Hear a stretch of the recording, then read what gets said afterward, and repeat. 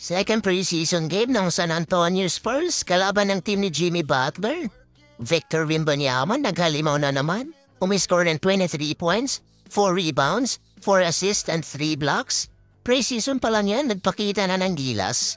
Mga NBA analyst napahanga sa pinakitang performance. Ayon sa mga NBA analyst, ang magiging bagong era ng rivalry ay sina Chet Holmgren and Victor Wembanyama. Ito na ata ang mga bagong henerasyon ngayon na papalit sa mga player katulad nila LBJ, Kevin Durant and Stephen Curry.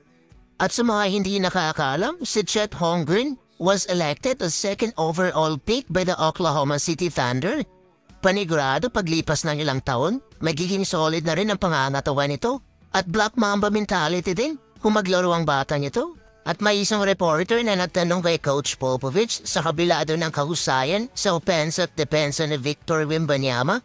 Tulad ng ibang players, may mga pagkukulang at kahinaan din daw ito.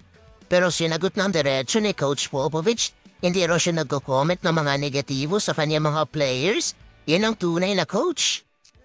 Lakers versus Kings, pinangunahan ni D'Angelo Russell with 21 points, 8 assists, and 3 rebounds sa loob ng 21 minutes.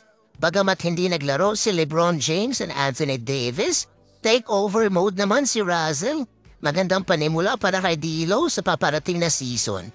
Alam naman natin nung last season na hindi masyado pumutok si D'Angelo Russell, especially nung finals.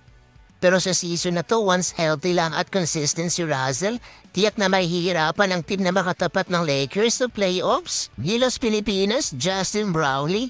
Quick update lang tayo mga ka-epic. POC President Bumble Tolentino, ayon daw sa isang artikulo na nagsasahad na kailangang may higit sa 2 manlalaro ang magpositibo para mawalang bisa ang mga panalo at mabawi ang ginto.